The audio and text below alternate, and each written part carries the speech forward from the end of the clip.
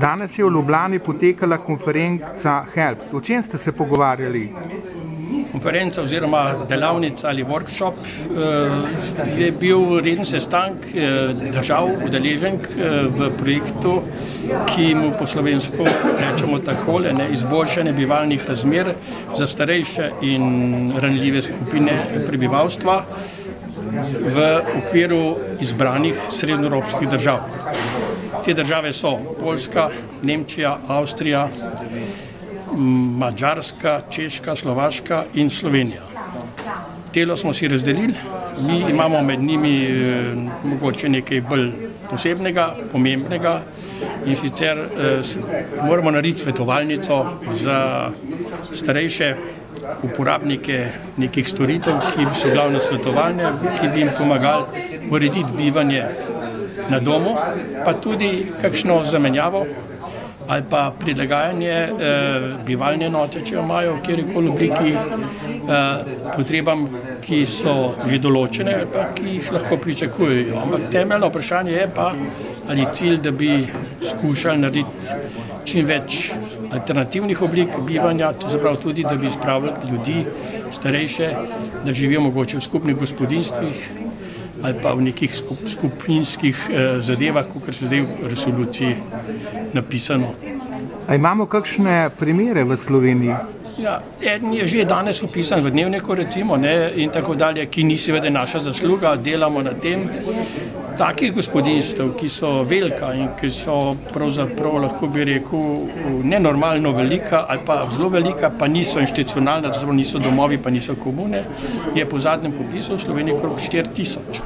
Definicija tazga gospodinstva je, da skupaj živijo najmanj 2 družini, in pa seveda tudi vsaj ena tuja oseba.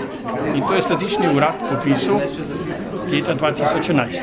In kakšen naj bi bil pravzaprav praktični namen tega projekta? Praktični namen je tale, da so ljudje prvič osamljeni, da nimajo vedno dovolj denarja, da imajo včasih prevelike bivalne enote. In če pridejo skupaj ta pravi, ki se razumejo, in ki imajo neke skupne življenjske pa civilizacijske navade, si lahko razdelijo poleg prostora tudi seveda stroške. Znana stvar je, da človek, če je sam precej stane, če sta 2 je manj in tako dalje. Vi ste tukaj v tem projektu strokovni vodja. Da. In kaj ste ugotovili v Sloveniji, recimo kaj je značilno za Slovenijo, poleg tega, da ste ugotovili, da živijo ljudje osamljeno v prevelikih stanovanjih. Kako naj bi se povezovali, na kakšne praktične načine naj bi izboljšali kvaliteto življenja? Praktični načini so predvsem taki, da človek, ki misli, da se hoče izboljšati, mora tudi kaj sam narediti. Prvič se mora obveščati, potem se mora družiti. Imamo razne oblike v pokojninskih društvih, potem pa v raznih dnevnih centrih, centrih dnevne aktivnosti, potem so druga društva. Ti moraš imeti najprej nekaj prijateljev, da boš vedel, kaj se dogaja, potem pa lahko skupaj pridete z nekim projektom ali idejo, pa bomo pomagali. In na kakšne težave ste naleteli?